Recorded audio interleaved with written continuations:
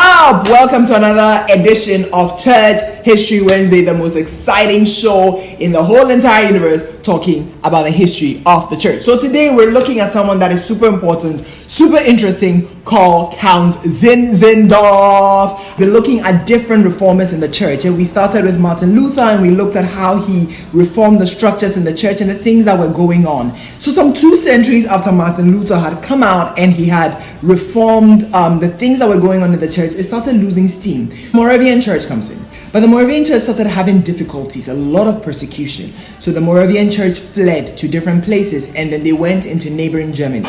What do you think? Why not? And in neighboring Germany, they used to live with different families. And then one young ruler called Count Nikolaus Ludwig von Zinzendorf took them in. He was a rich young ruler. He had a big estate, and he said, you know what, guys, I'm going to take care of you. He bought an estate from his grandmother. And do you know what the estate was for? Not for him, not for his family, not for his wife, not for his children, not for his boys, not for his girls, not for his classmates. None of that. It was for people who were being persecuted. Look at that.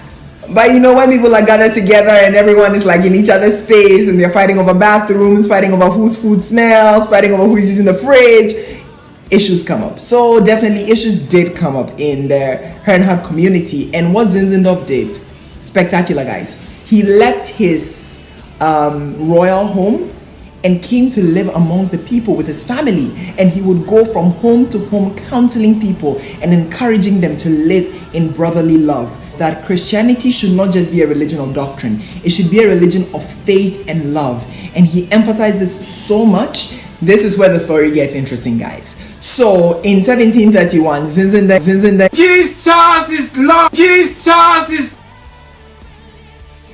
1731, Zinzendorf goes to Copenhagen to attend the coronation of King Christian VI.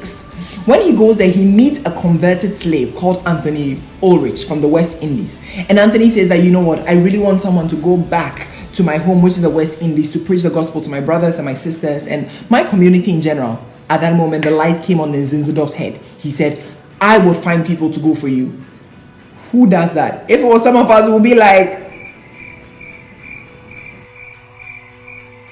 So he goes back to Herrnhut, and then he tells the people, immediately 2 people volunteer and say that, you know what, we're going... I'm gonna out. I am going out. I don't care what people say. These men and women say that, you know what, we are going to do this because we feel like this is our life's calling. Within 2 decades, Zinzendorf sent missionaries all around the globe. Greenland, Finland, Georgia, Suriname, Guinea, America, Algeria, Romania, India, all over the world. They went to the ends of the earth, unafraid of sickness or death. We've become so blind, only money and fame on our minds. Work for the Lord while it's day. Give your best, don't play. Souls are waiting on you. Jesus calls unto today. Fire of God in their hearts were burning so much that in a community of about 600, about 70 of them went. That is more than 10%, right? Or maybe.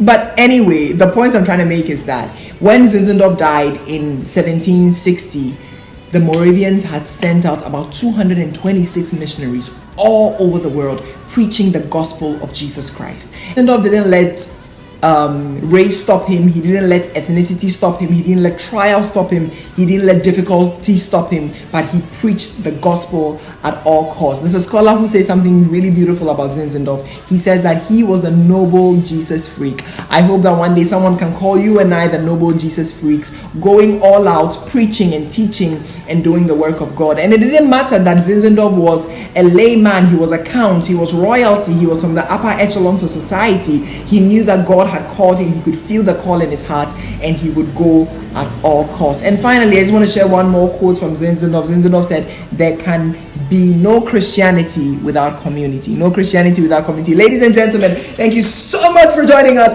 on Church History Wednesday. See you next week. Share this video, subscribe, like.